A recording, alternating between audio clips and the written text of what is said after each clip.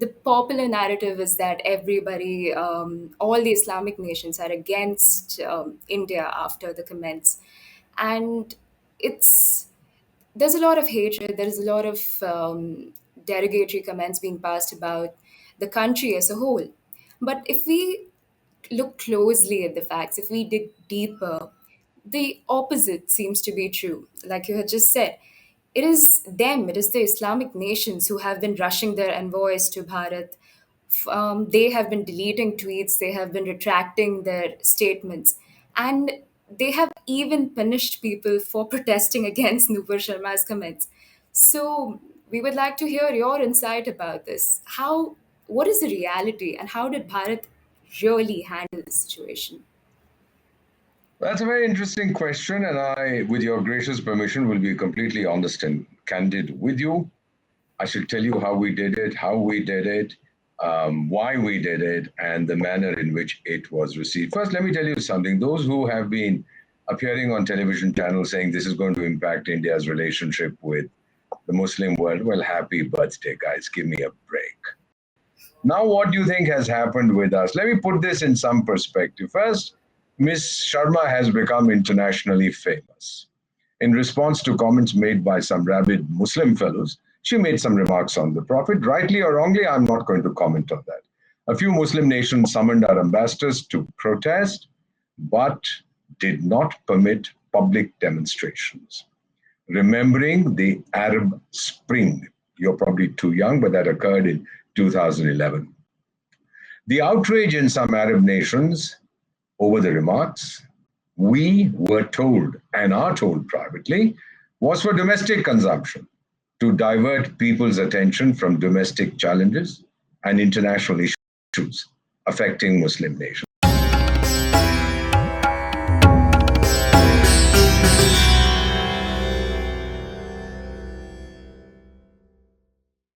Namaste and welcome to the Current Affairs Show on Chitti Media. My name is Vaibhavi Naik and I will be your host for today. Today we are joined by a very special guest, Ambassador Deepak Vohra ji, whom I will introduce in just a moment to discuss a variety of contemporary issues. These issues include the truth of what happened between Bharat and about a dozen or so of Islamic nations and the aftermath of Advocate Nupur Sharma's comment about the Prophet. We will also discuss the recent violence and riots that took place in Bharat and our response to that, particularly the bulldozer controversy. We will also cover the latest on Russia and Ukraine, President Joe Biden's marvelous stewardship of American domestic and foreign policy, and the latest developments in China and Pakistan. So do stay tuned till the end. At this point, please join me in welcoming Ambassador Deepak Horaji, a distinguished gentleman of many talents. He actually needs no introduction. Many of you will know him from his time as a popular journalist and newsreaders, while others will be more familiar with his achievements as one of Bharat's most senior and respected diplomats. Currently a prime ministerial advisor, Ambassador Voraji is privy to information most analysis simply cannot access. That is why I'm particularly pleased and honored to interview him today. Ambassador Ji, namaste. Very warm welcome to you, Namaste. Professor Chitti Media. Thank you. Thank you for your very kind words. How are Thank you you. doing, sir? Delighted. How are you, ma'am? I'm doing great. And yourself? Thank you. Thank you. As long as I have the flag behind me, nothing bothers me. That's right. How was your recent trip to the Middle East? All right, let's talk about what's happening there. Is that all right with you? We will be diving deeper into Okay. the Middle Well, East let me as we just say that the visit, both virtually and in person, was very revealing, very interesting about their perception, their changing perception of India, and the reputation that our country enjoys there is higher than the stars. That's All this nice to nonsense about comments made by a particular political leader about the Prophet Muhammad, it has had no impact, zero impact. Quite to the contrary, what they were upset about, some of them, not even upset, but concerned, was not the fact that some comments were made, but about the totally unacceptable reaction of some rabid Muslims in India. That's nice to know, sir. We will dive a little deeper into this, a little further into the interview. But for now, yeah, actually, we are going to start with this. Just a follow up to that. My first question would be a follow up to what you just said. The narrative, like we had just discussed right now, the popular narrative is that everybody, all the Islamic nations are against India after the comments. And it's there's a lot of hatred, there's a lot of derogatory comments being passed about the country as a whole.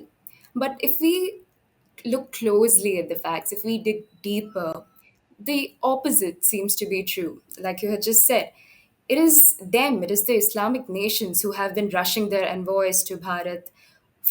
They have been deleting tweets, they have been retracting their statements, and they have even punished people for protesting against Nupur Sharma's comments. So, we would like to hear your insight about this. What is the reality, and how did Bharat really handle the situation? That's a very interesting question, and I, with your gracious permission, will be completely honest and candid with you. I should tell you how we did it, why we did it, and the manner in which it was received. First, let me tell you something. Those who have been appearing on television channels saying this is going to impact India's relationship with the Muslim world, well, happy birthday, guys. Give me a break. Do you remember a major event in the present century, which is commonly referred to as 9/11? Yes. Well, ultimately, they discovered that all those fellows were Saudis who blew up the Twin Towers and so on. And the Americans were very angry with the Muslim world. And the Muslim world was very angry, saying, how dare you criticize us? The Americans said, we go fly a kite. They all came crawling back and said, no, we are friends with you. Sorry about this. These were terrible fellows. They shouldn't have done this. Ditto France. After the Charlie Hebdo thing was, when they republished cartoons in some obscure Danish magazine, there was all hell broke loose. I'm told over 200 people died across the world. For what reason? Most of them had never heard of Charlie Hebdo. But they started protesting, and then everybody said, France is terrible chaps, we're going to do this, that, and the other. The French said, fine, we're withdrawing all the weapons we are selling you, etc. You go fight. They said, no, sorry. What we meant was that we are not withdrawing anything. So please, we love you, the French. Please stay on. Now, what do you think has happened with us? Let me put this in some perspective. First, Miss Sharma has become internationally famous. In response to comments made by some rabid Muslim fellows, she made some remarks on the Prophet. Rightly or wrongly, I'm not going to comment on that. A few Muslim nations summoned our ambassadors to protest, but did not permit public demonstrations. Remembering the Arab Spring, you're probably too young, but that occurred in 2011. The outrage in some Arab nations over the remarks, we were told and are told privately, was for domestic consumption, to divert people's attention from domestic challenges and international issues affecting Muslim nations. We all know that Pakistan, Maldives, Turkey, Malaysia, Lebanon, Syria, Libya, and you must forgive my language now because I'm going to use an Americanism, they're up shit creek without a paddle. They need food for the stomach and for the spirit. 1843, a fellow you've heard was a German sociologist. His name was Karl Marx. What did he say? Religion is the opium of the people, a palliative against suffering and exploitation, and provides the oppressed and marginalized pleasant illusions which give them the strength to carry on. Some foreign leaders demanded a public apology from the government of India, knowing fully well that we would do no such thing. Such things are not done in diplomacy. Now, what was the 2011 Arab Spring all about? It was a response to corruption, stagnation, and obscene ostentation by the Arab elite. It was the most transformative experience in the Middle East after the Second World War. It shook or brought down the regimes of Tunisia, Qatar, Yemen, Libya, Syria, Bahrain, and of Egypt, the most powerful country in the region, and it allowed Iran to expand its influence. Sustained street demonstrations took place in Morocco, Iraq, Algeria, Iran, Lebanon, Jordan, Kuwait, Oman, Sudan. I was there. with minor protests in Djibouti, Mauritania, Palestine, Saudi Arabia, etc. Now, what was the slogan of the demonstrators in the Arab world during the Arab Spring? It was Ashab Yurid Iskatan Nizam. The people want to bring down the regime. And the super rich Arab monarchies of the Gulf Cooperation Council were terrified lest the movement challenged their dubious legitimacy. Even hardcore Wahhabi states like Saudi Arabia that went around merrily funding mosques everywhere began to take notice of the threat from Islamism, not from Islam, from Islamism. Recalling that hundreds of Islamic radicals invaded the Masjid al-Haram in Mecca, Islam's holiest shrine, in November 1979 in a 2-week siege that killed hundreds. And that siege ended, ma'am, when the French special forces came in to flush out the militants. Then some mullahs went around saying, but you guys aren't Muslims. So the special forces said, all right, for the next 1 hour, we convert to Islam. The moment we get out of the mosque, we will no longer be Muslims. That charade was enacted. They went in, several hundred people died, etc., etc. Now in Saudi Arabia, and I want to spend a few minutes on this, we have a very young, dynamic crown prince. He's also controversial, Mohammed bin Salman.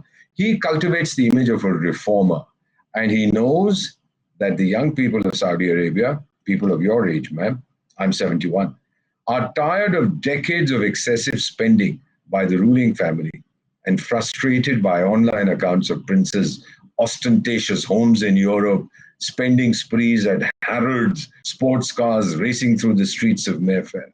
He's seen what happened during the Arab Spring. You've heard of a thing called the Muslim Brotherhood, 90-year-old Islamist movement. It won the presidency of Egypt, citing the high-flying, alcohol-drenched ways of Arab royals as proof of the corruption of the Gulf regimes. So, what does this man do? He values his relationship with India. He was very restrained in his comments, his country. He didn't say anything. Interestingly, this guy, I think it was 7, 8 years ago, had arranged a party for his buddies on an island in the Maldives. He flew in some well-known performers and dozens of, forgive me, nubile, STD-free maidens with no sexually transmitted diseases from Eastern Europe and Brazil. The story leaked and the guest vanished overnight. Saudi Land Forces commander was in India for the first time earlier this year, following the visit of his Indian counterpart 2 years earlier. They discussed counter-terrorism.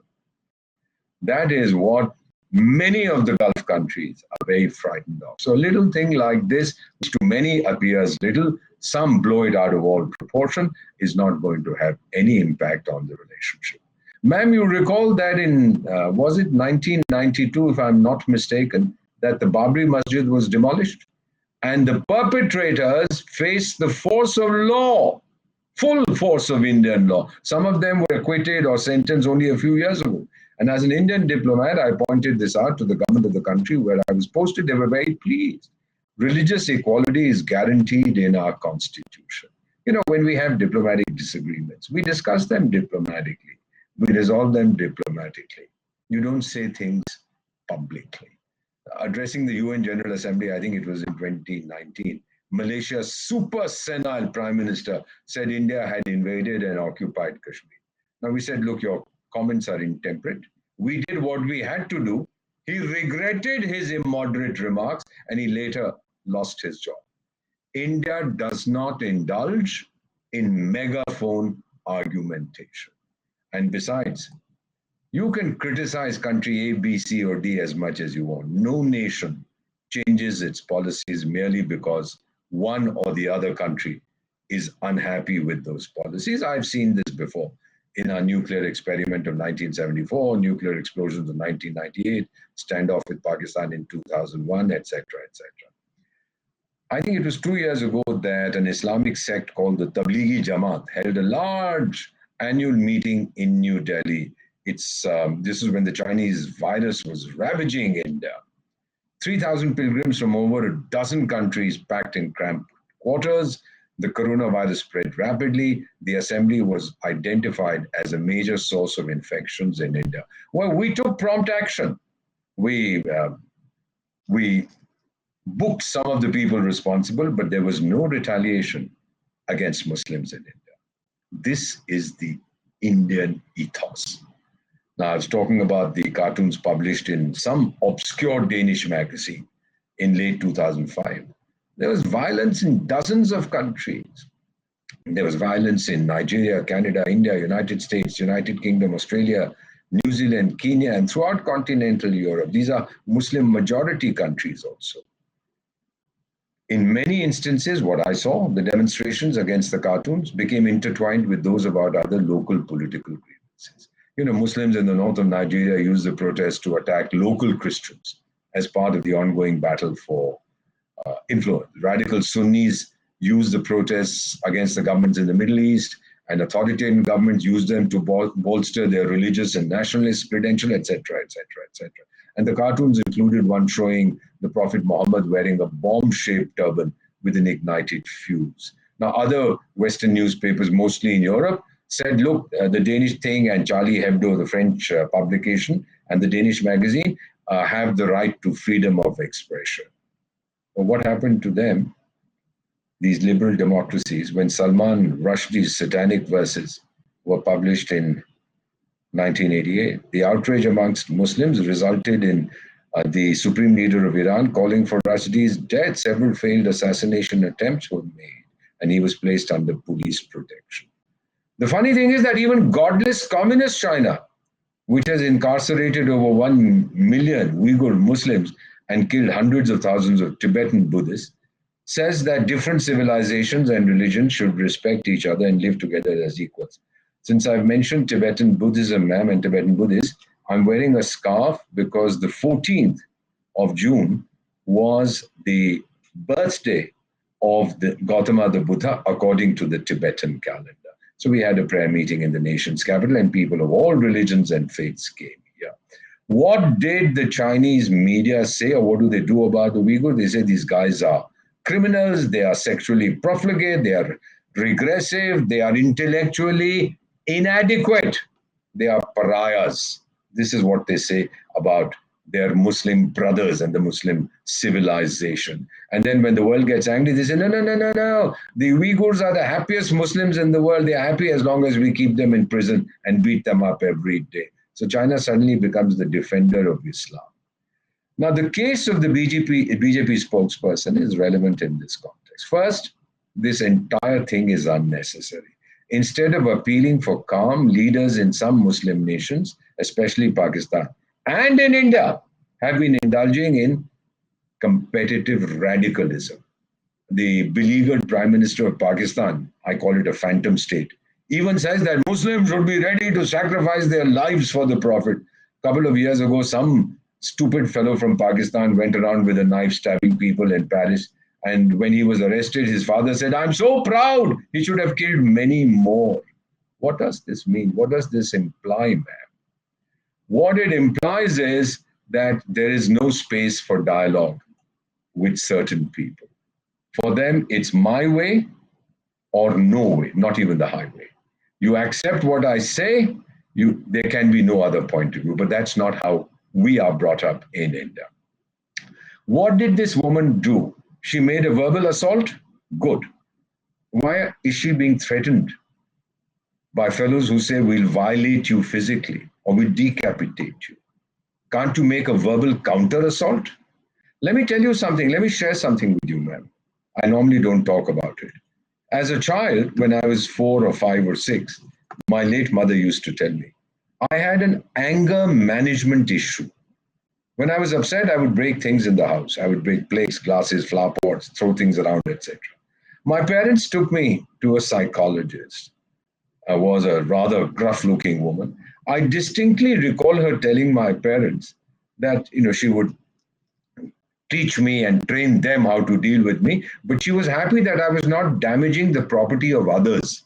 I was damaging our own property, as destroying what belonged to others could create issues. Perhaps there's a lesson in this. Those who are angry with Ms. Sharma, my suggestion to them is go express your annoyance by destroying your own properties, burn your cars, smash your dinner sets. Why do you damage public goods? We do not accept the Islamists' defense of violence and murder in the name of rage. You've heard of a country called Kuwait. once considered soft on terrorism, 2015, they had a major terrorist attack. They are trying hard to keep a lid on their restive youth. And now they are deporting several dozen expatriates who participated in an unauthorized demonstration. Who's going to look after these chaps? They'll go to countries, mainly Pakistan, some Bangladesh, perhaps come back to India and never go back to Kuwait again. And it will be stamped on their passports, ma'am. Remember this, that they were deported. So happy birthday, no country will take you. The message that Kuwait has given is the law is a public necessity. Religion is a personal choice. We too have a law. It has not been strictly enforced in the past. It was, I think, in 1981. It's called the Prevention of Damage to Public Property Act. You can get jailed for 5 years and you may have to pay a fine, etc., etc. Even the Supreme Court has said that rioters should be made strictly liable for the damage, and compensation should be collected to make good the damage. The US has similar laws. Now, Uttar Pradesh is implementing this law relentlessly. People who are complaining that somebody's house was destroyed, etc. Well, I do know that several gangsters had their properties bulldozed. Did anyone protest about that? Several illegal constructions in the National Capital Region, but which is part of Uttar Pradesh, were also brought down, were also demolished. Did anyone protest? Why on this? You know, when I was in the United States, I attended some lectures by a fellow called Robert Merton, and he popularized the law of unintended consequences, when a purposive action leads to unexpected outcomes. Now, what are the unintended consequences? First, the power of the social media has been shown to be quite dangerous in certain circumstances. Second, it is easy to incite semi-literate Muslims to violence. The jokers in Bangladesh who are on the street screaming, they have no idea. They don't even know who this woman is, but they are shouting. They don't even know what she said. But one of their mullahs on Friday prayer said, oh, she said bad things. What did she say about bad things? They don't know. Third, tolerant societies like India cannot accept the demand of radical Islamists that their standards of what they consider appropriate should be imposed everywhere, or else. Fourth, people around the world are learning that some kinds of Islam can be very dangerous. Islamism is a hydra-headed monster that seems to be out of control. Is there a global convergence of angst against radical Islam? Anyone can see it. Now, will this impact our relationship with the Gulf? They are major trading partners. We have lots of Indians working there. They remit so many $1 billion, so many million Indians are working there, etc., etc.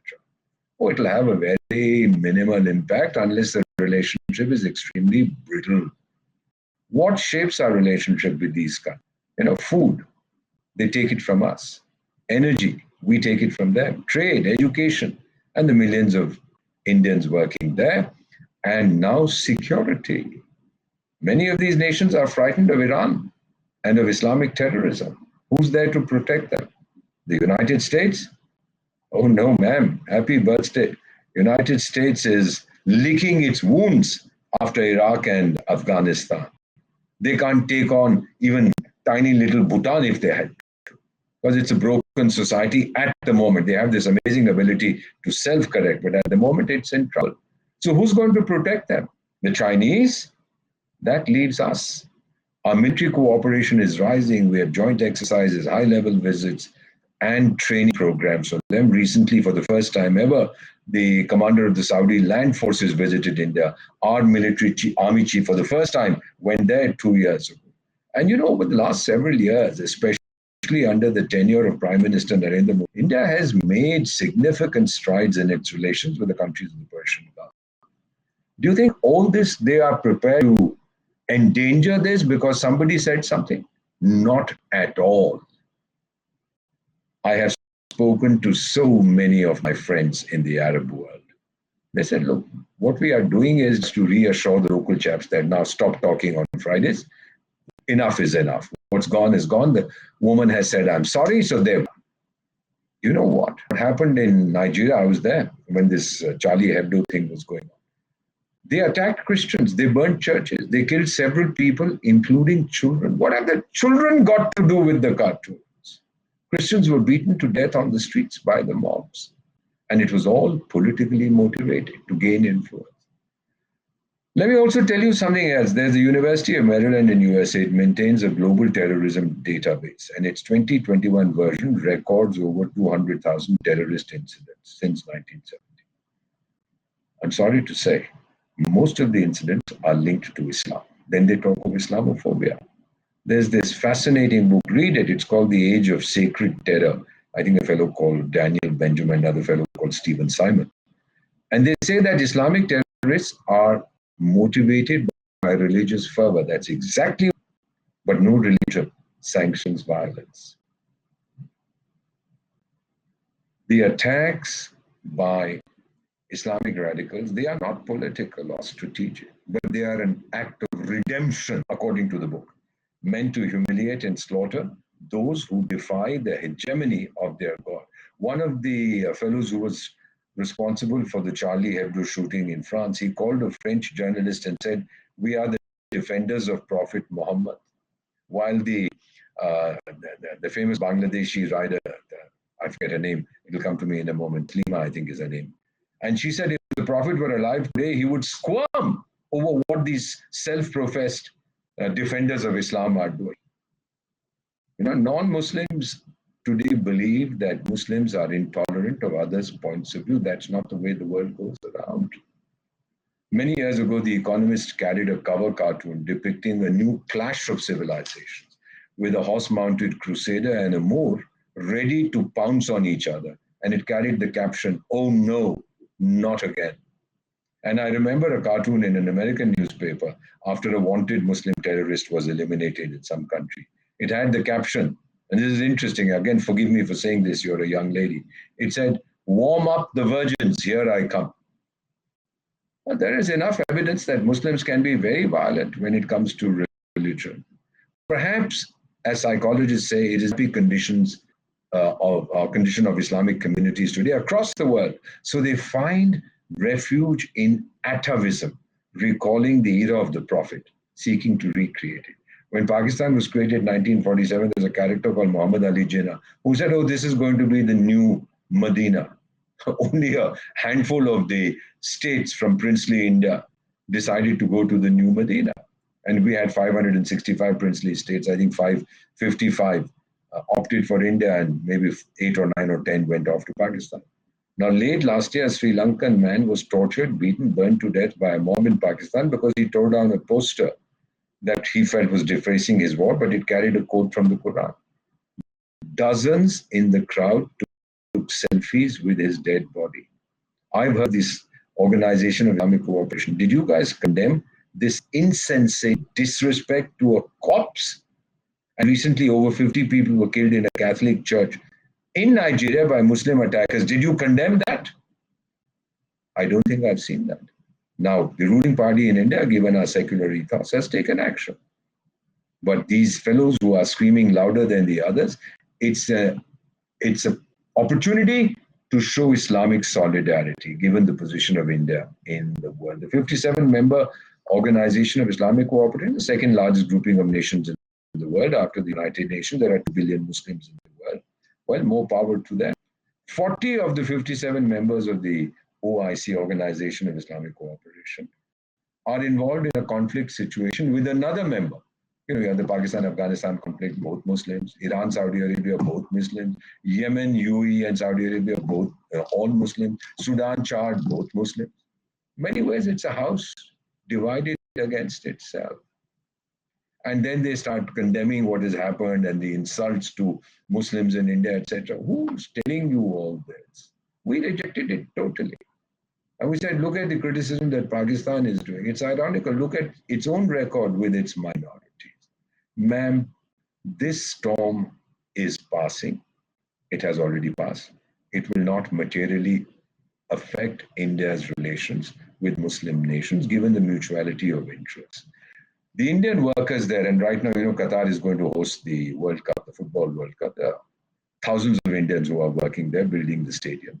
They play a very significant role in the development of the countries where they reside. They cannot be replaced. These nations need India as much as India needs them. So many of them have honored our Prime Minister with their highest national awards. Temples are being built in Islamic country. Now, the removal of Indian goods from some supermarkets in the Arab world. People say, oh, they are going to boycott Indian goods.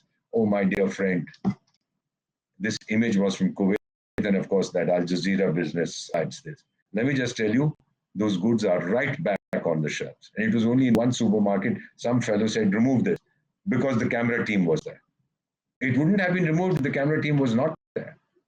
Do you understand what I'm saying, ma'am? Reminds me of what happened during the Swachh Bharat Abhiyan. I was involved in the media coordination.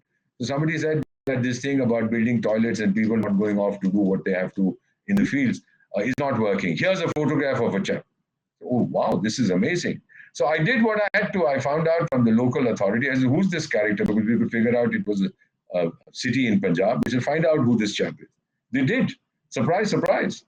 They found out and they called me back and they said, Ambassador, the fellow says he was given 1,000 rupees by a local chap to pose in the field so that then they could take a picture and use it to criticize what we were doing. These people are very uncomfortable, ma'am, with the progress that India is making. So to sum up, the UAE, for example, United Arab Emirates, very strong partner. We have a free trade agreement that we signed with them this year. This is the first in several years from us. They understand what is happening. And of course, then the counter trend has started with netizens saying boycott Qatar Airways or whatever it's called. And, things are going on, but now totally under control. Some years ago, we renamed a street in New Delhi called Aurangzeb Road. He was the most useless fellow. We named it after the outstanding son of India, Dr. APJ Abdul Kalam. This is the nation's capital. Some Muslim fellows were protesting. Hey, you're destroying India's Islamic heritage. You are hurting Muslim sentiments. We said, but Dr. Kalam is Muslim also. This is, oh, sorry, we didn't know that. Then we had this great Indian painter called M.F. Hussain, Padma Vibhushan, made some nude paintings of Hindu goddesses and one of Mother India. There were protests, there were demands for his arrest. He ran off to Qatar. They gave him Qatari citizenship. Did any one of the Islamic Ummah blast him for his audacity and poor taste? A decade ago, the stodgy but old world Emir of Qatar abdicated in favor of his progressive son. His ambition to punch above his weight, thanks to his wealth and Al Jazeera, saw him flirt with Islam, with Iran, and with assorted terrorists. And then you remember 5 years ago, several Arab countries led by Saudi Arabia, they severed diplomatic relations with Qatar, banned Qatari registered planes and ships from utilizing their airspace and sea routes. Other countries later joined the boycott. Now, the Saudi-led coalition cited Qatar's alleged support for terrorism and its relations with Iran. They wanted Qatar to shut down Al Jazeera and stop granting terrorists to all manner of wanted fellows from Saudi Arabia, UAE, Egypt, Bahrain, etc., etc. So all this did happen. It's not too long ago, very recent, 5-6 years ago. And when Qatar was not getting food because only 10% of that country is arable, who do you think they went to for food? They came to us. We gave them food. I can live without oil. None of us can live without food. So we told the Qataris, yes, here it is. So therefore, while Qatar has been making this noise, not the government as much as that Al Jazeera character, there's nothing. In India, we believe in equal respect for all religions as per our constitution. No religion is superior to another. No people are the chosen ones.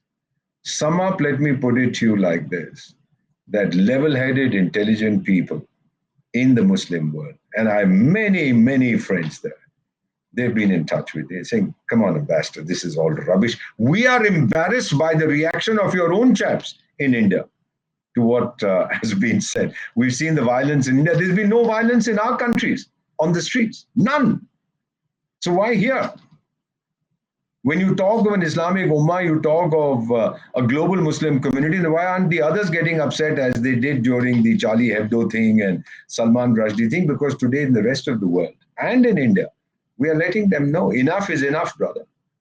You misbehave with the law, we'll hit you with the full force of the law. The law is not for you or me, it is for everybody. So, in one sentence, the impact was overblown because of some television channels which are Muslim owned.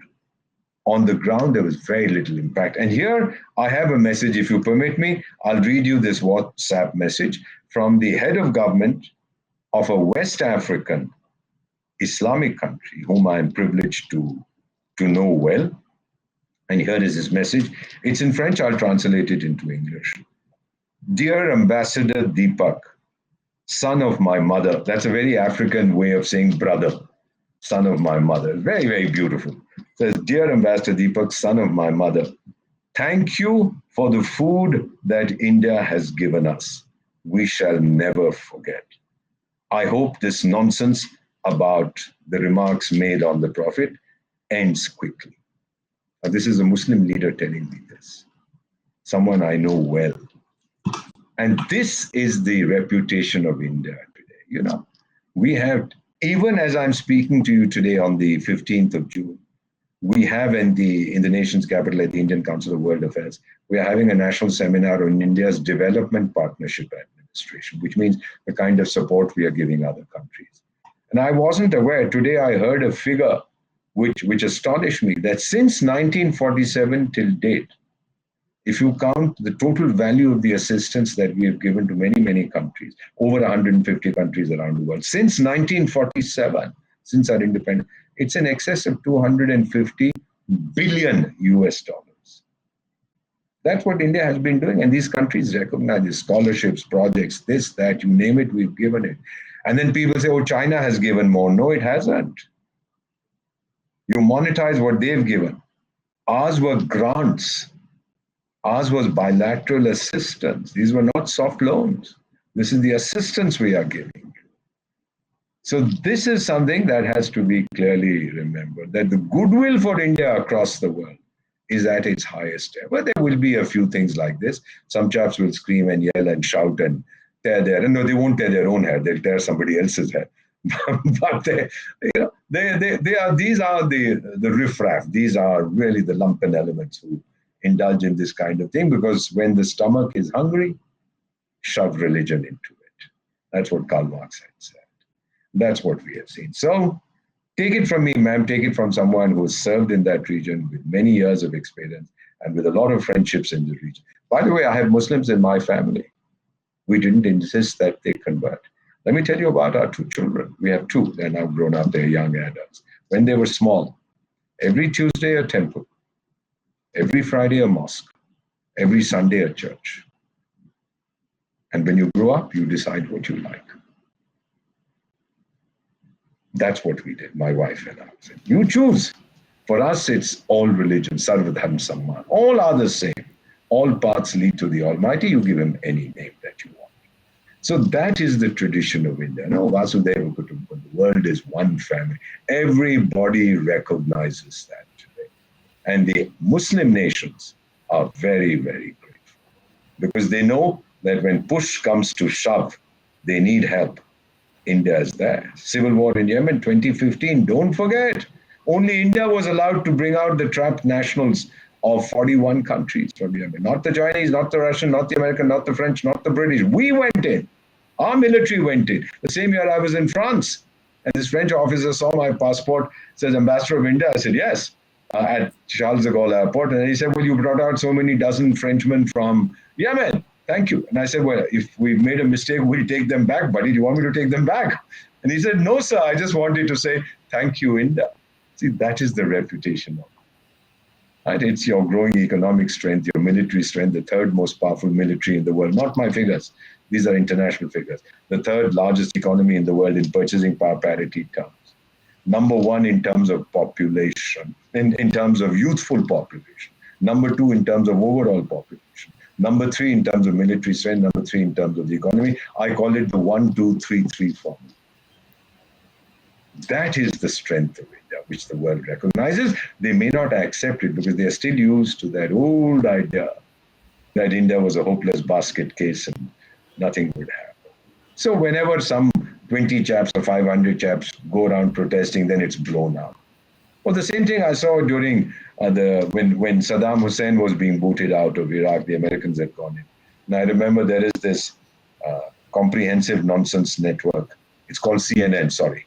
Comprehensive Nonsense Network is what I call it.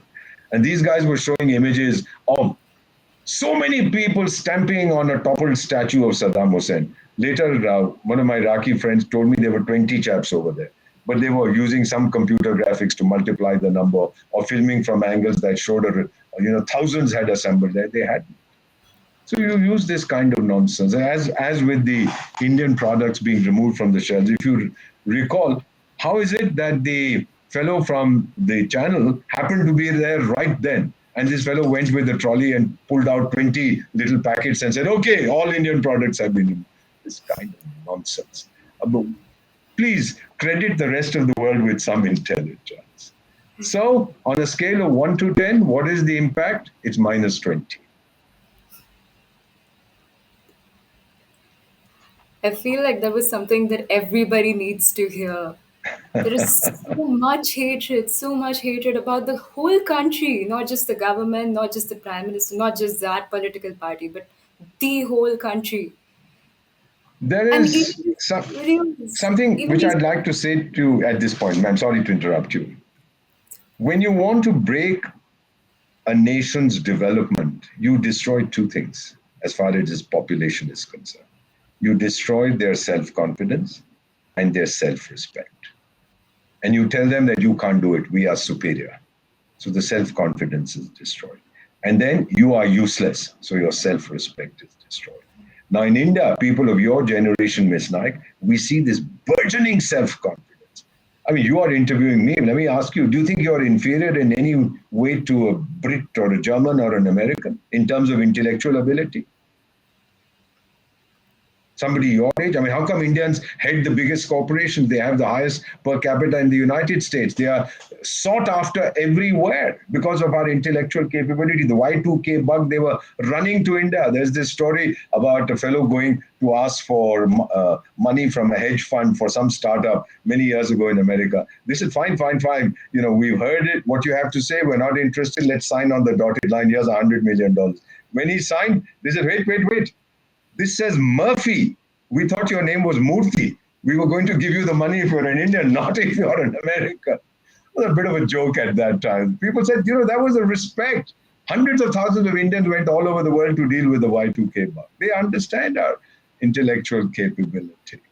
And I don't want to boast, but one of my principals in Africa, there was something that happened, and I suggested to him that the best way to deal with it would be as follows. And he did. And when I went back some months later, he said, well, Ambassador, what you told me, I did. And the issue got resolved. So I said, well, Your Excellency, I'm grateful that it got done. And thank you for listening to what I said, although I wasn't sure because I didn't know anything about this subject. Then as I was leaving, he said, come back. What did you say? You didn't know anything about it. Then Ambassador Deepak, he asked me grinning, are you God? And I said, no, sir, I'm an Indian. That's the next best thing. So he smiled from ear to ear. He says, you have an answer for everything. So you ask me, I'm telling you. So my message to all people who are watching, and millions watch Citti, because you've become an international phenomenon now. And what I want to tell them, particularly the young Indians of your generation, look, I'm 71 years young. My time is over. You have to take this forward. You have to move ahead with self-confidence and self-respect. That's what Prime Minister Narendra Modi, whether you like him or not, this is what he keeps saying. That today we have that janoon, we have that jazba, we have that enthusiasm, we have that passion to do without passion, you can't do anything. So all this talk about, I've been hearing it since I was a child, we'll build a new India, etc., etc. Today we are seeing it happen. People's movement. Ma'am, you're a girl. We had a dismal gender ratio till this fellow came around and said, Beti bachao, beti padhao. Now the latest figures show us that for every 1,000 males in India, we're not talking about gender ratio at birth, but for every 1,000 males, we have 1,020 females. And our population growth rate has stabilized at around 2.05 or 2.1. That's what is called the total fertility rate, your replacement rate for the population. We've seen what is happening to Swachh Bharat. We've seen what is happening to Har Ghar Mein Nal, Har Nal Mein Jal. We are seeing what happened to Pradhan Mantri Jan Dhan Yojana. I mean, 300 million bank accounts open. But people tell me, but your population is 1.3 billion. I said, which country does a newborn baby have a bank account? It's the number of families that we've opened bank accounts for. And Surya Urja, solar energy. In my own home in the nation's capital, most of our food is cooked on solar energy and it's delicious. We have a solar cooker. It saves our bills. My gas fellows who supply pipe gas, they came and said, sir, but your gas thing hasn't moved at all, the meter. How come? And you live here, we know you're all here. So yeah, that's my solar cooker. So that's what we are doing. It's an economic advantage to us to do it. And we've just booked our first solar car, our electric car. Hopefully it'll be here by the end of the year because it's non-polluting and it's unimaginably cheap to use. So once you have this self-confidence and you have this self-respect, because ma'am, when we talk of developed nations, I've traveled across the world, United States, Canada, Australia, Japan, Europe. Who developed those fellows? Wasn't chaps from Mars. Nobody came down from the moon. Nobody came from under the oceans. It was those chaps themselves. And since we are superior to them in every which way, we can do it too. That's my message to the young people. Go for it. We can do it. Very beautifully put, sir. Thank you. Thank you. Now, coming back to Bharat, what is your take personally on the riots that have broke out in the country and the response, specifically the response of Yogi Adityanath? He said that the bulldozing action should continue, but Of course. But there that's the are law. People might say, why didn't you bulldoze that fellow's house or this fellow's house? That two wrongs don't make a right. All right, that fellow got away. That doesn't mean everybody should get away. Catch hold of the guy. Doesn't matter what his religion is. The bulldozer doesn't say, I'll only demolish Christian homes or Hindu homes or Muslim homes. It'll demolish whatever. So the driver says this house has to be demolished. It's demolished. It's a civic decision. The police has nothing to do with it. The police provides security. But the civic authority says, the civil authority says that, okay, this is illegal or they shouldn't be here, demolish. Off it goes. Or why do you make it a religious issue? I don't understand this logic. So if it continues, it's jolly good. More and more states should adopt it. There is a law, and those who destroy public property should be made to pay for it. This is also, there used to be a self-styled godman called Ram Singh, Jesus Singh, Rahim Singh, Christ Singh. He had all kinds of names. He was somewhere in Haryana. And then he got arrested because he was violating some women in his ashram. He was sentenced to life imprisonment, 2 terms. It's Ram Singh, Rahim Singh or something like that. He's in jail. So, and then when he was arrested, there was lots of violence in that particular area of Haryana, around Chandigarh, and public property was destroyed. So the High Court of the state said, catch hold of the guys who destroyed public property, make them pay. That's what the Americans do. Catch hold of the guy, take it from his bank. And then you'll see nobody will touch, because destroying government property, which is public property, is a federal offense in the United States. So is it in India. We are now implementing the law very strictly, but we've had enough. Why should you burn a bus? I have paid for the bus. It's my taxes. Go burn your own car that you bought. Why a public thing? That is a logic which we don't understand. And you can see that on the fellows who participate. One political leader, as we speak, on the 15th of June 2022, is being interrogated by some agency for alleged corruption. And then his supporters are clogging the streets of the nation's capital. What for? What have I done? I can't drive for wherever I need to go. I have to take a long day to why? I'm spending more fuel. I'm wasting more time. Do you think I'm going to support your thing? I'm not. Don't they realize this? No. Again, it comes back to this, that sometimes we don't use our mind. We are learning now, fortunately in India, to think with our hearts and to feel with our minds. That's the golden formula for success. again beautifully said. Thank you. I'm just Um, making this a little loose because it's incredibly warm. This is climate change. 42 degrees in the nation's capital today. Even my air conditioner is packed up. I can relate. I am in the Middle East right now. Oh, okay. So you understand what it's all about. Yeah. Let me just shift back a little bit. Go ahead. Now, we were talking about fuel expenditure, and I would like to come to the issue of energy security and prices. What is happening with reference to Bharat's oil purchases? We have heard the pontification from the West Oh, lecturing yeah. Bharat about this. What we But bought from Russia. What we bought uh, from Russia? Is that what they're from upset about? they lectured us about it, but we All we right, I aren't want to talking ask them about a the question. lecture. I want We to aren't. ask them a question. Yes, The sir. United States is the world's largest producer of oil. If the Russians are giving it to me at $10 a barrel, why don't you give it to me at five? I'll buy it from you. Instead of giving me lectures, why don't you offer it to me at a competitive price? Europe is not buying American oil. It's too expensive to transport. They have the pipelines from Russia for gas, ditto. So sell it to me at the same price, I'll buy it from you. I'll buy it from the moon. I'll buy it from whoever you want me to buy it from, what I need, as long as it's cheaper than what the competitors are offering. But that they won't talk about. Then they come to me and say, why don't you criticize Russia's action in Ukraine? All right, my friend, give me a list of abuses that you already haven't hurled against the president of Russia. List them out, 5,000 abuses. Put them down. I'll go them all out to him, but I speak his language. After that, will the war stop? Will he listen to me ever again? He doesn't listen to you. You've burnt your bridges with him. Why do you want me to do the same with him?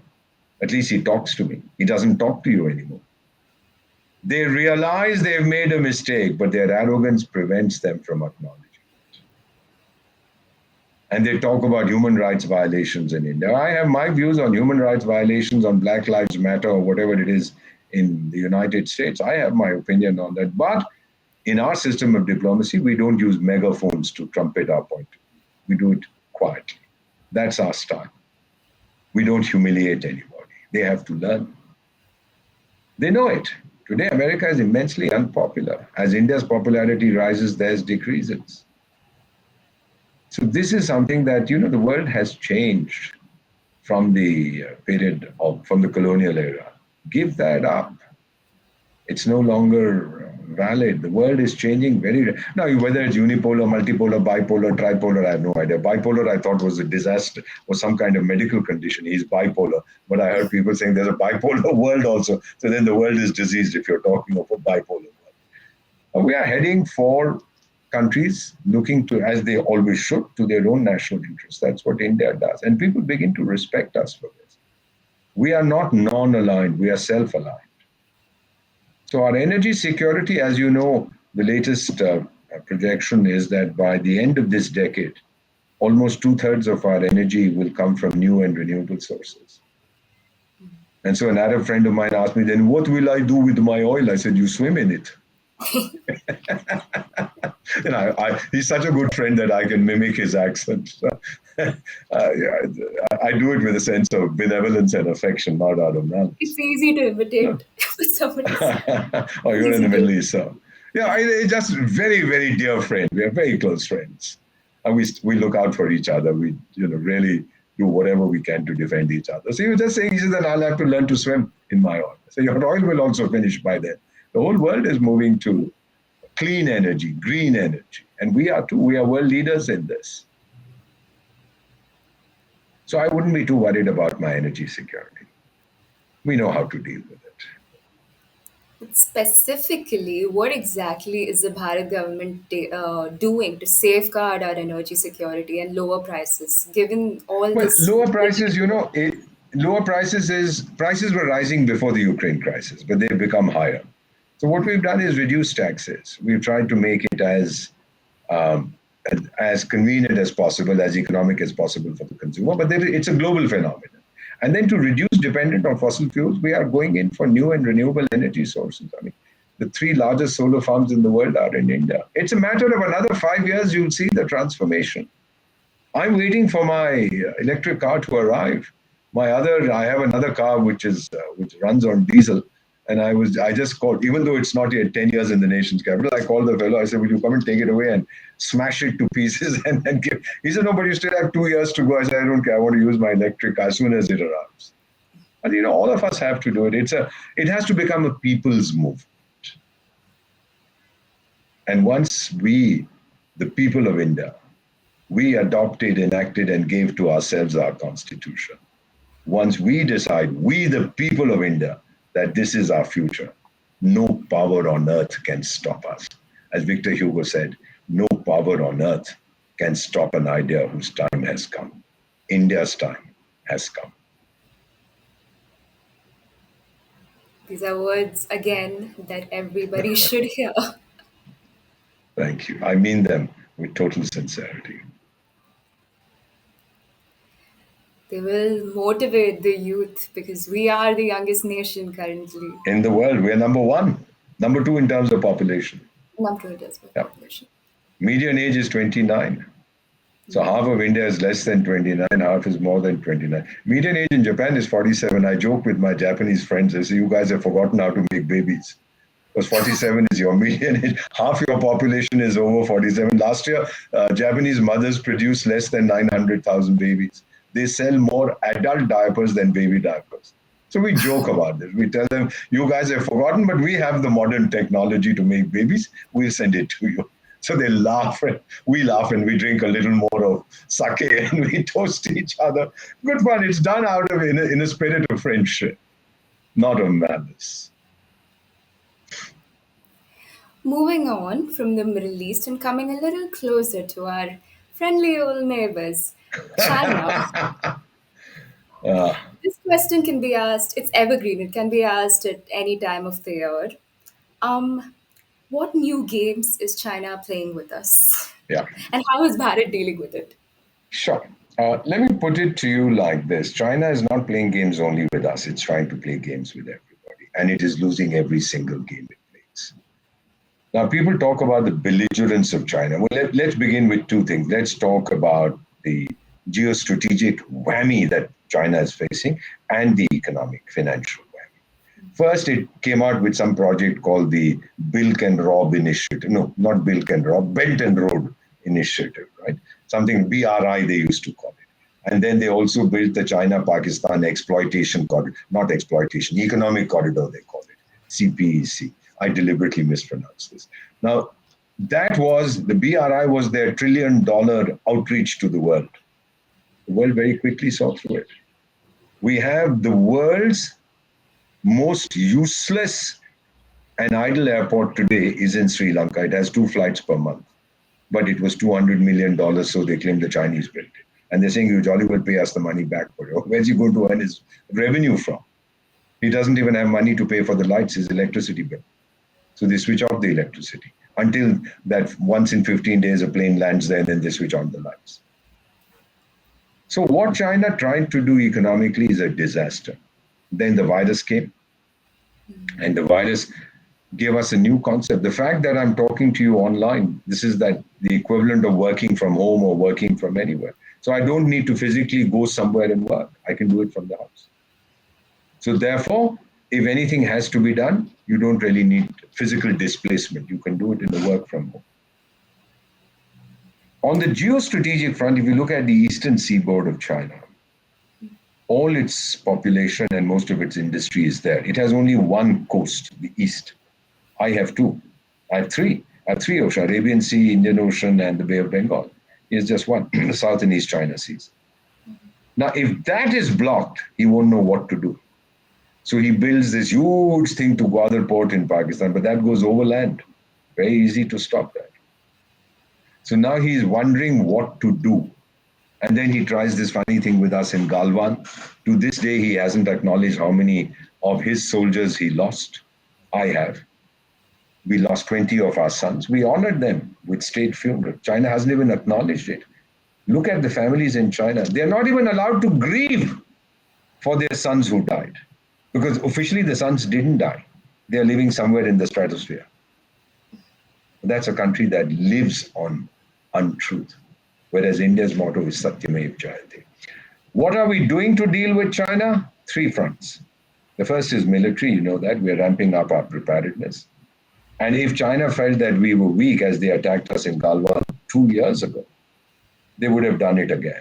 But we smashed their teeth They know if they try it again, we'll smash their nose. That's number one. Militarily, we are more than a match. Keep hearing these retired generals and admirals and air marshals say, oh, they are doing this and we should do this and we should. Look, go away. Give me a break. We are doing what we have to. Happy birthday. We know what we are doing. We've just announced the new recruitment policy for the military, these Agniveers and so on, where they will serve from 4 to 4.5 years, and some of them will get absorbed, etc., etc. It's a very, very exciting new policy. Second, we're dealing with them financially, economically. You may not see the impact immediately because when you've been in bed with a fellow for 30 years, then the divorce doesn't come in 30 days. It takes 3 years. So slowly we are beginning to wean ourselves off dependence on Chinese products. We are seeing, I don't buy anything made in China. 90% of our purchases are online, but if we see country of origin China, we say, no, no, no, we don't want it. That's our own personal decision. And the third way we are dealing with them is diplomatic. China is totally isolated in the world. Recently, they have a funny looking chap who says, I'm the foreign minister. He went off to the tiny South Pacific islands, 10 of them, saying, okay, here's the agreement we are going to sign and we're going to build bases here and we'll do this, that, and the other. We'll give you so much money. So, and then he went off to Fiji and said, okay, guys, let's have a virtual meeting. When will you, the Chinese had already signed the memorandums of understanding. So when are you guys going to sign? So the 10 Pacific Island states, led by Fiji, which is one of the larger ones, said, no, buddy, we're not signing. We don't want you running around here. So then the poor Chinese ambassador in Fiji was asked, I saw him on a television channel saying, didn't this flop, your whole idea? No, you see, it didn't flop, but the point is it wasn't successful. But that doesn't mean it was a flop because the Oxford Dictionary says if it's not successful, it's not necessarily a flop. But don't worry, they have at least kept the paper with them. That's a great victory for China. Now, the poor man is reduced to this kind of nonsense. I feel sorry. I wouldn't want to be a Chinese diplomat today when I have to defend the indefensible. So militarily, economically, and diplomatically, we have totally contained China. No, they'll keep making noise going around in the South China Sea, flying a few aircraft into Taiwan's airspace, etc., etc. Had they wanted to take Taiwan, ma'am, they would have done it long ago. They would have done it in 1949, when the People's Republic of China was proclaimed, when the former rulers of China, Chiang Kai-shek and his fellows, ran off to Taiwan. At that time, a fellow called Mao Zedong couldn't do it. But the Korean War started, he got distracted, there were many reasons. He can't do it today. It's not easy anymore. So they understand this. And also the world understands, if you look at a map of China, the Eastern Seaboard, take away Japan, take away Taiwan, then from the eastern part of China to the western part of the United States, the ocean is completely open. What are my priorities today, sons and daughters of India? I have 4. I don't have a 5th. The world doesn't have it. The first is how to deal with the pandemic. And I've been telling the Chinese that please tell us how it originated so we are prepared. Of course, they lie, they won't tell us. But then as my daughter sent me this little WhatsApp message that for 2 years the virus was working from overseas. Now it's decided to work from home. So it's gone back to China. It's attacked so many, they have the zero COVID policy is all nonsense. They're in deep trouble. So the first thing we need to deal with is to prevent future pandemics. Second, what we need today is climate change, which is the biggest threat to human survival. We are seeing it everywhere. We're seeing it in the nation's capital in New Delhi. We're seeing it across the world. You're seeing it in the Middle East. The third thing we need is economic recovery through free and open seas. Now the Chinese turn around and say, sorry, the Pacific Ocean belongs to us. Oh, really? How come? Well, 3,000 years ago, a Chinese chap was sailing there, so his ship sank. And because his bones are there, it's mine. So I said, oh, you didn't realize this? 1,000 years ago, one of my ancestors were fighting in China. He died there. His bones are there, so China belongs to me. And they didn't think that I was being facetious. They thought I was very serious. This is really, do you have proof? I said, yeah, I'll find you the proof. Nobody accused them of being smart. And the fourth thing we need is management of these critical new technologies that are emerging. In all of this, you need young minds, you need new ideas. And the youngest country in the world, as you rightly said. So we are going to play a leading role. We already are, whether it's the pandemic, making so many billion vaccines over a period of time to supply to the world, or dealing with climate change, with solar energy, the International Solar Alliance, what have you, one world, one sun, one grid kind of stuff. Or it's keeping the seas free and open. We hosted the first ever United Nations Security Council meeting on free and open seas last year. The Prime Minister of India chaired it himself. China said, no, I don't like this idea of free and open seas. I won't go. The other 14 guys said, don't come for the meeting. We'll do it with, oh, you're going to do it without me? Okay, I'm coming. And then the fourth thing is these new technologies. We are best placed to be. So these are the four things. Terrorism is a distraction.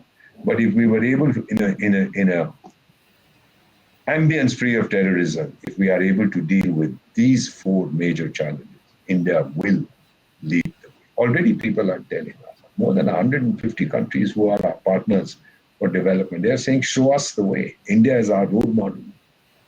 That's what we are.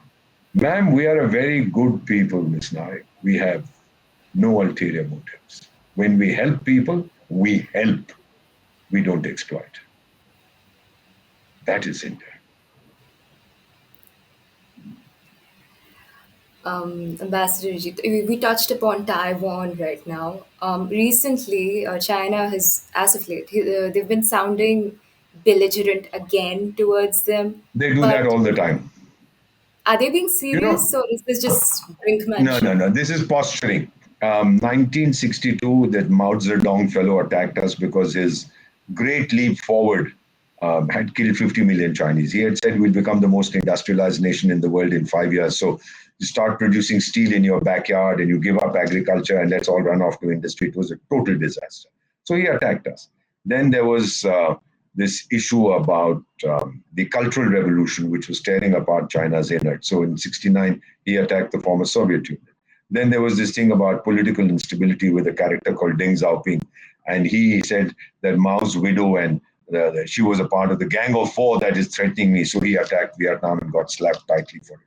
So now they feel in 2020, when they had their own internal issues about a declining population, a tanking economy, um, soil deterioration, there are major water issues and what have you. And then they decided to attack us, thinking we were a pushover. Now, if you feel that he's going to attack Taiwan, there isn't a chance in it. Unless Shri Ping Pong, or whatever that fellow's name is who runs China, unless he's on auto destruct, they're not going to do it. They don't have the courage. And this is not the world of 1949. This is 2022. China doesn't have a friend in the world.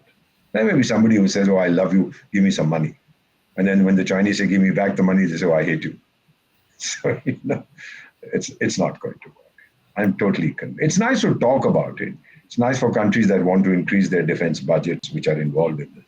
Oh, China is going to attack, so I need to spend more money. It's not required. They don't have the guts. The people of China don't want it. They're sick and tired. They are looked upon with suspicion. I always say India is respected, China is suspected. I don't want to be a citizen of a country that is suspected. From one friendly neighbor to the other, Yeah. what are the Oh, the other guy, implications? forget about him. That's a phantom state. Very little I can tell you about him. You know, there was a cricket playing fellow, some chap called Niazi. He used to say, I'm the prime minister. And he said, I'm on the same page as the army. Well, that page got covered with red ink in 2 years. And it was a very messy divorce that he had with the military. They booted him out. Then the new fellow comes in and says, oh, I love the military because his brother, who was prime minister, the present chap, he was booted out twice by the military. So this guy doesn't want to offend them. It's a phantom state. It's a fantasy state because there's this. I must advise you to go back to kindergarten and read Alice in Wonderland. There is an episode in this in which Alice asks the Cheshire cat, can you tell me the way out of here? So the cat says, well, where do you want to go? And Alice says, it doesn't matter. Then the cat says, then it doesn't matter which route you take. If you don't know where you want to go, take any route. That is Pakistan's dilemma. It doesn't know where it wants to go. So what route should it take? At times it's very secular, at others it's totally Islamic, other times it's the most developed country in the world, at others it's a terror-stricken thing, at other times they are thrilled that Afghanistan has been again liberated from the Americans and it was earlier from the Soviets. And then when Afghanistan gives them a couple of tight slaps, they say, hey, what's going on? Why are you hitting us? They were sorry, we don't like you. So they don't really know where they are headed. It's a nation that has been taken over by charlatans, by crooks, by gangsters, by thugs. And the sooner it gets over its obsession with Kashmir and with Afghanistan, the better it will be for them. Everything is judged by the yardstick of India. We'll be better than India. All right, happy birthday, go ahead. We are not in competition with you. I don't want to be better than the United States or better than China. I want to develop at my own rhythm and my own pace, and we are seeing what's happening. Why should I use somebody else as the gold standard? I'm my own standard. But still, now there's a change in the regime there. So And there's no would change in that have any policies. implications? There's no change in policy. It's the military that decides everything. And this guy has even told the military, if anybody wants to join the Pakistan civil service, any state service, the judges, whatever, or wants a promotion, you have to tell me that he's a good guy so I can promote him. So he's giving even more power. I felt, you feel sorry for these guys. I have been through an experience, ma'am, which, I'll share with you. It was in a Western country. I was leaving at the airport. I was going through a security check.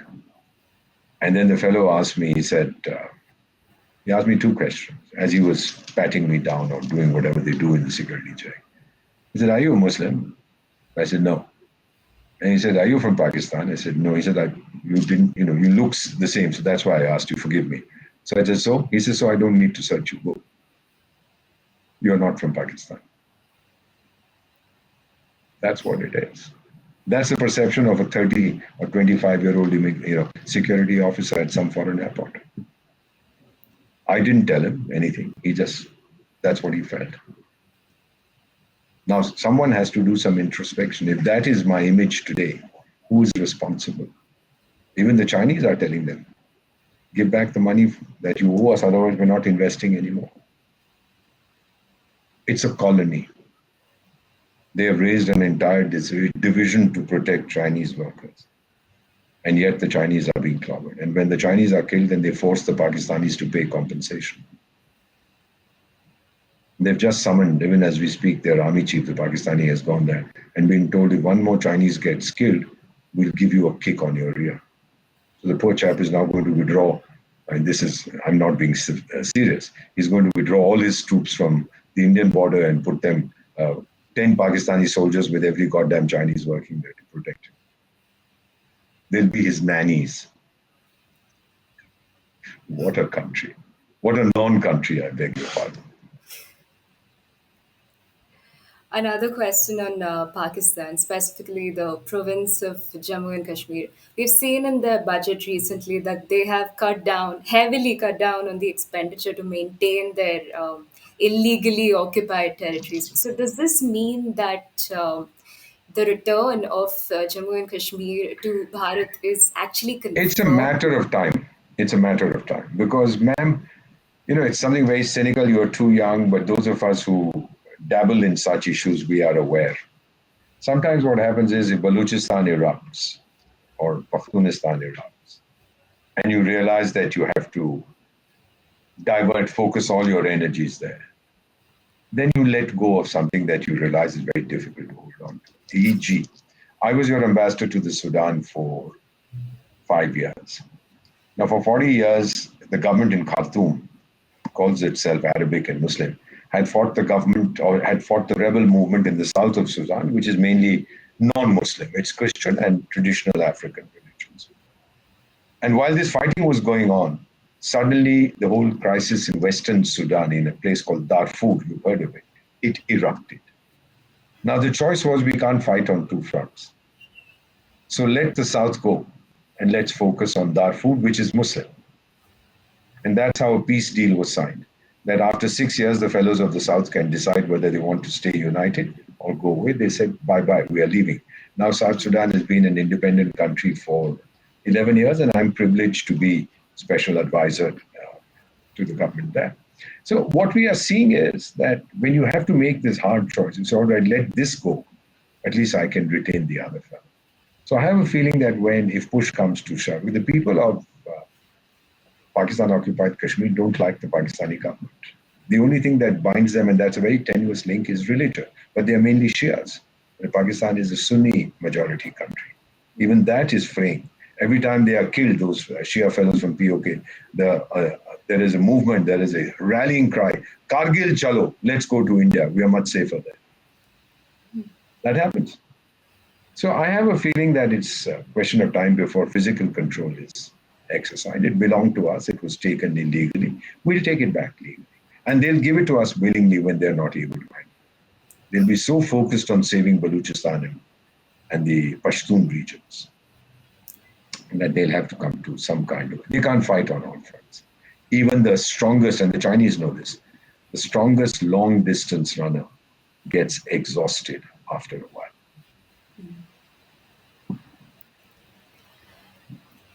Vohra can you provide any insights as to whether the new back channel talks that happened between Bharat and Pakistan, did they cover any sort of deal? Did they come to any conclusion about the province of Jammu and Kashmir? The back channel talks go on all the time. I mean, I talk to them, others talk to them, you talk to your friends over there. There's all back channel. The reality is that over 75 years, they have converted it into a religious issue. They talk of the unfinished agenda of partition. And what has happened is that their people have now so firmly come to believe that it's only a matter of days or weeks till they get all of Jammu and Kashmir. I mean, all these kids are trained to say, the first thing they learn when they're reading the Quran is after La ilaha illallah Muhammadur Rasulullah. The next thing is, or it's Bismillah ar-Rahman ar-Rahim walhamdulillah Rabbil Alameen. After that, Kashmir banega Pakistan. What has that got to do with the Quran? And they are poisoning the minds of these kids. You kill kafirs, you go straight to heaven. So as long as that obsession, that OCD, obsessive compulsive disorder, is not controlled, and I don't see it being controlled, there will be no forward. They will allow it to simmer. They will put it in the safe deposit and say, leave it there. And then when the situation improves, they feel that they would be able to negotiate a settlement. But before then, it would have gone away on its own. No one has accused the Pakistani military of being smart. So all these talks that we are having, they are there to say that, look, behave yourself, because we've slapped you once in Uri. We've slapped you twice. We did it in Uri, then we did it earlier when we went into POK. We actually went into the territory of Pakistan to thrash you guys. If you do it again, you know what we do. So that is their... please, sons and daughters of India, listen to what the Prime Minister said in Patan, Gujarat at his election speech. He said in Hindi, something to the effect, कि अगर भारत को सताओगे, and he wags his finger, तो मारूंगा घर में घुस के. I'll get into your home and thrash you. And he meant it. He did it. That is India's strength. Okay? As we should, because they start. Moving on, after a month or so, weeks, we can say, after a long time of media scrutiny and massive condemnation online of the Russian government and Putin, currently everything about the Russia-Ukraine war is a blur for most of us. But what is it that we need to know now, and what is the All right. situation now? What you need to know at the moment is that the social media war, thanks to the West, Ukraine has won. The war on the ground, the Russians have won. This fellow, whatever his name is, Wally or Dolly, whatever this comic fellow, Zelensky, Volodymyr or something like that. And that's the Ukrainian version of Vladimir, which is the Putin fellow. So what these guys have done, what this poor chap, he's immature. He speaks to the US Congress, they give him a standing ovation. Then he flexes his, hey, I'll do this. Childish, no? You don't do this in international relations. So this chap has sacrificed his country for his ego. And with the backing of that super senile fellow who runs the United States, Joe Bidensky, I think, or something like that. Not Bidensky, Biden, yeah. But on the ground, it's the Russians who they had the upper hand. Yeah, have they made mistakes? Well, the military experts say they didn't expect that the Ukrainians would fight back so much because they had lots of Western weapons and so on. Well, that remains to be seen how long they'll continue to fight. Because now, for the first time, some days ago, they admitted the Ukrainians, they're losing up to 200 soldiers every day. How many more can they have? NATO is not going in guns blazing to defend them. They're too scared of the Russians. The Russian army has learnt its lesson, and now they are acting in a much more effective manner based on the images that we see and based on the territory that they're occupying. So ultimately, Ukraine has been used as a sacrificial lamb, bali ka bakra, unfortunately. And it'll take years. Who's going to pay for all these Western weapons? These are not free. These are on lend lease, which was a policy the Americans followed in the Second World War. Gave weapons to the Soviet Union and to the Brits to fight the Germans. And the last repayments, the war ended in 45, were made in 2006, That late. after 61 years. That's After a strange. whole generation. Two generations, generation being 30 years, it was two generations. They were paying back every year. They said, Americans said, sorry, buddy, we love you, we love you, we love you, but pay the money. So and this is all going on that lend lease pattern. They're going to have to pay for it. Ukraine has been devastated. Some people say 80% infrastructure. Nobody knows. 70%, 65, no, 72.85%. What kind of nonsense is this? The fact is that it has been damaged very badly. And to rebuild it would take a very long time. There's no money. Probably $500 billion, trillion has 12 zeros, is what's required. Who's got that money? That guy with the funny hair in England, who barely managed to survive, retained his job, or that super senior fellow in Washington, or that guy in Germany. Who's got the money to do it? Or Poland? No. Who's going to pay for the reconstruction? Somebody has to. And Russia is not Iraq, that you go in and tell them, now you pay for all the devastation, you grab their oil. Russia says, you tried touching an inch of my territory. Putin said, he said, everybody wants to gobble up a part of my territory, so I'll smash their teeth. They won't be able to bite. So that's the reality. We don't expect a quick end to the war. Nobody wants an end to the war, except the Pope. The Pope is the only guy who goes around saying, please end the war, please end the war. Nobody else wants to end. America, we were just talking about, not even halfway into his term, Joe Biden does not seem very popular in his own home. Why is Of course this? he's not, because prices are rising. The Americans don't know what inflation is all about. They've never heard of it. 8%, 9%, shortages of goods, gun violence. It's a broken system. Again, I saw this, I don't know whether you've seen this thing which was floating around the internet. The 13-year-old kid goes to a store and says, cigarettes? He says, sorry, honey, you ain't 18. Then he says, okay, it doesn't matter. He goes to buy beer. And the lady there, she says, how old are you? He says, 13. Honey, you can't buy beer. You have to be 18. Then he wants to buy something else, some drugs or something. He says, sorry, you can't buy that. You're not 18. Then he goes to a gun store. And he says, I'm 13. I want to buy a weapon. He's sure, take a repeating rifle. No questions asked. Here it is, give the money. So it's easier to buy a weapon. And if you want to go and buy medicine, crocine, they'll say, where's your prescription? But you can buy the weapon, you can't buy medicine. And that's the kind of system. It's completely broken. Oh my God. So, but America has this amazing ability to self-correct, and I hope they do it. Boston Airport, 5 hours you wait in line because people are not working because of the pandemic. There's shortage of staff. We've handled it extremely well. We bounced back. I know what happened last year. There are 24 hours in a day. I spent 28 looking for hospital beds or whatever that medicine was called. I forget the name. They're using it for the virus. And then I was looking for oxygen cylinders, remdesivir, for my friends.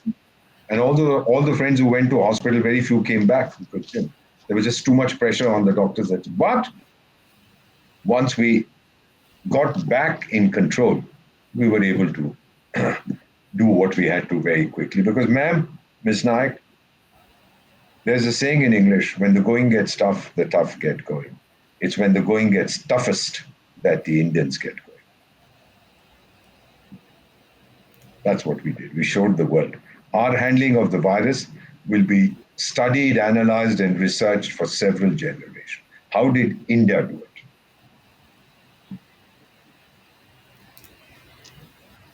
Um, Now, irrespective of Joe Biden's his reputation back home.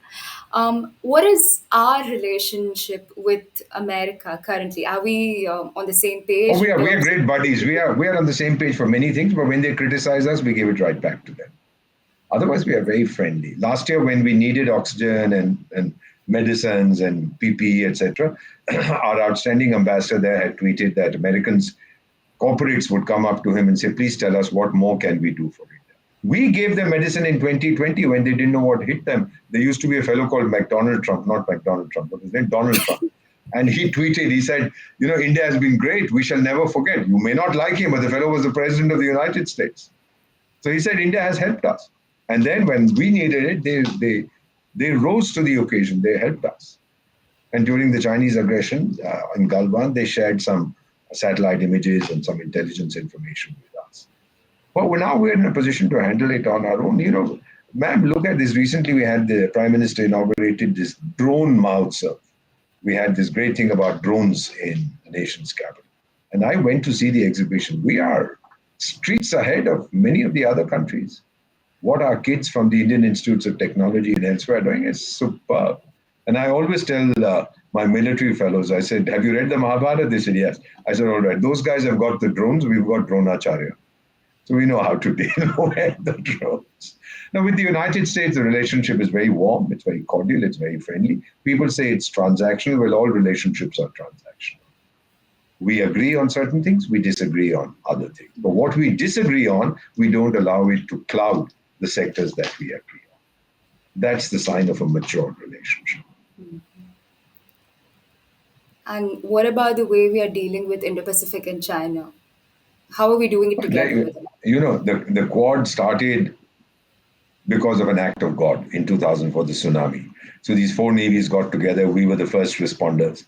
And then we suddenly discovered we were taking drinking water. The Americans were taking drinking water. The Japanese were taking drinking water. The Aussies were taking drinking water. So we started talking, look, you get food, you get water, you get tents, you get medicine. So that's how it started. Then it started growing slowly. It expanded. Then for a while, Australia said, sorry, guys, I'm getting married to China, so I'm not interested in this anymore. They took part in one naval exercise and they said, sorry. The Chinese have proposed to us. We've accepted. We have exchanged rings. Now forget it. And then the honeymoon lasted for 10 years, at the end of it, the Chinese started fooling around, saying, two Chinese died in Australia, so Australia belongs to China.